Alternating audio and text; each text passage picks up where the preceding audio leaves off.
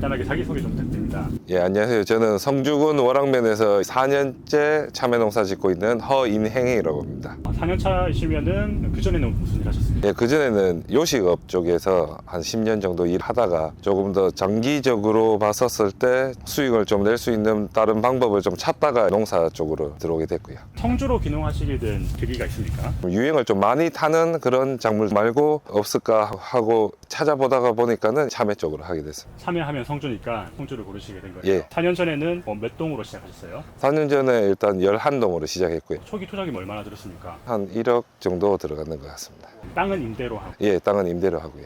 그럼 처음에 참외는 누구한테 배우셨습니까? 먼저 들어와서 농사 짓고 있던 친구한테 좀 배우고 동네 분들한테 아름아름 그렇게 배웠었습니다. 처음에 그러면 11동으로 시작했다가 4년 지났는데 지금은 몇 동 하죠? 예, 지금 17동 하고 있습니다. 4년 만에 한 6동이 더 늘었네요. 그거는 성주군의 지원을 받아서 땅을 직접 구입해서 시설물까지 같이 구입을 해서 농사를 지금 17동 지금 하고 있고 올해도 5동 정도는 지금 더 늘리려고 하고 있습니다. 성주에 참외 농가가 참 많지 않습니까? 예. 보통 평균적으로 몇 동 정도를 하는 것 같아요? 적게 하시는 분들은 10동 정도 하시는 분들도 많고 그리고 또 대농가들이 점점 많이 늘어나는 추세라서요. 30동, 40동 하시는 분들도 많고. 대표님은 작년에 매출 얼마 정도 하셨어요? 예, 작년 같은 경우는 11동으로 한 1억 조금 넘게 했습니다. 1억 정도. 예. 그러면 동당 1,000만 원 정도. 예. 그 정도면 평균 정도인가요? 그 정도면 거의 평균 정도라 할 수 있죠. 4년 동안 하다 보니까는 포기를 하고 제일 처음에는 나가려고 했었어요. 왜냐면은 첫 해, 두 해 같은 경우는 너무 이제 수익이 안 나다 보니까는 다시 원래 하던 요식업으로 돌아가야 되나 그런 생각도 했었거든요. 첫 해하고 둘째 해는 훨씬 안 좋았었어요. 안 좋을 수밖에 없죠. 아무것도 모르는 상태에서 네, 제일 큰 시행착오가 뭐였습니까? 참외 생육 자체를 제대로 모르다 보니까는 언제 어떤 비료를 줘야 될지 어떤 약을 쳐야 될지 그런 거에 대한 정보가 하나도 없었다 보니까는 일이 터진 다음에 행동을 하고 하니까는 거기에 제일 문제가 제일 많이 됐었죠.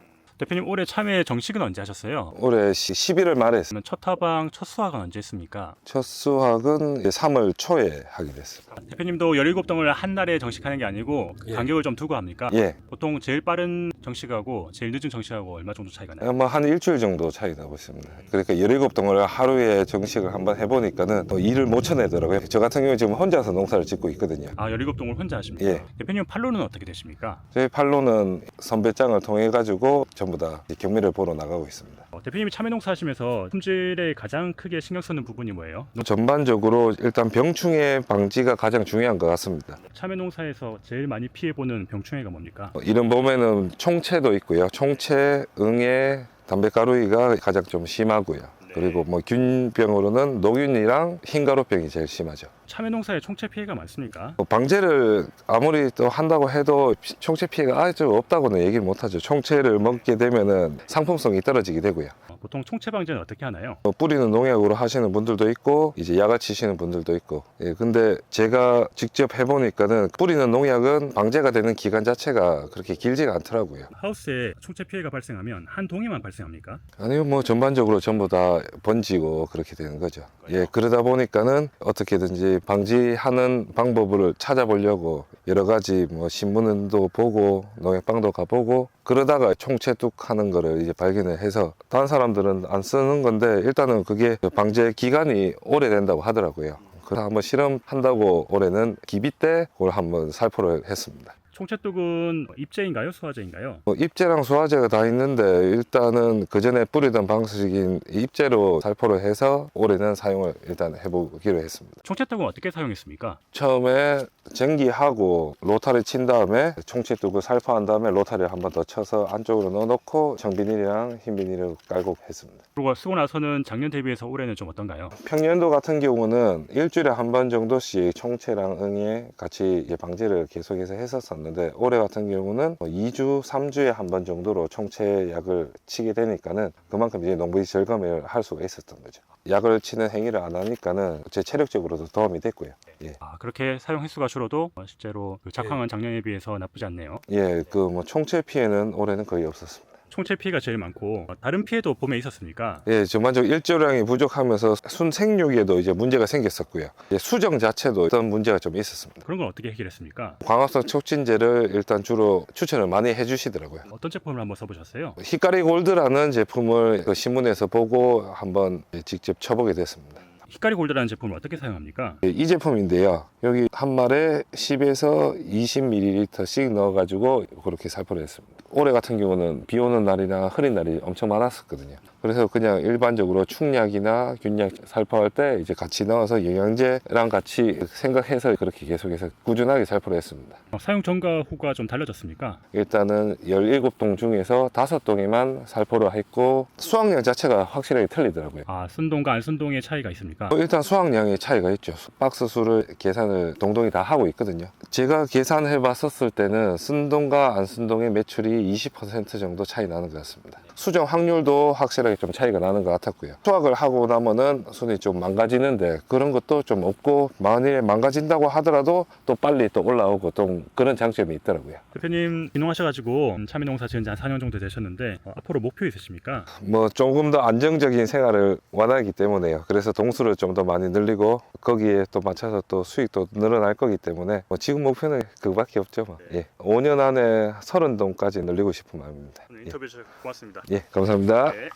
자기소개 좀 부탁드립니다. 네, 안녕하십니까. 저는 주식회사 남보에서 영업을 담당하고 있는 심규용 과장이라고 합니다. 이 제품이 어떤 원리로 총체를 방지합니까? 네, 이 총체뚝 같은 경우는 레카니실리움 아테누아툼이라는 백강균을 사용하고 있는데요. 이 백강균이 총체 번데기에 균사가 침입을 해서 총체를 방지할 수 있는 그런 역할을 하고 있습니다. 보통 총체가 날아다니는 총체도 있지만은 총체 같은 경우는 알이랑 번데기 등을 토양 속에 있는 걸 먼저 방제를 해야 날아다니는 것까지 밀도를 줄일 수 있는 역할을 하기 때문에 토양 살충제로서의 역할을 하는 제품이라고 볼 수 있겠습니다. 총체뚝이 입제와 소화제가 있는 걸로 알고 있는데 사용 방법이 다른가요? 총체뚝 입제 같은 경우는 1kg로 보통 50평에서 100평 정도 사용을 하는데요. 확실하게 효과를 보기 위해서는 50평에 1kg를 사용하는 게 확실히 더 효과가 있는 것으로 나타났고요. 소화제 같은 경우 물에 타가지고 열말에 타서 희석을 해서 옆면 살포로 해서 사용을 하시면 됩니다. 권장하는 사용 주기가 있습니까? 입제 같은 경우는 처음에 특히 참외 같은 경우는 기비제로밖에 사용을 할 수가 없습니다. 그리고 소화제 같은 경우는 수시로 총체가 발생했을 때 그 옆면 살포를 해주시면 가장 효과가 좋을 것 같습니다. 농약에 비해서 총체뚝의 장점이 있습니까? 농약은 그 지속 주기가 길어봐야 한 일주일에서 열흘 정도 갈지 모르겠습니다. 근데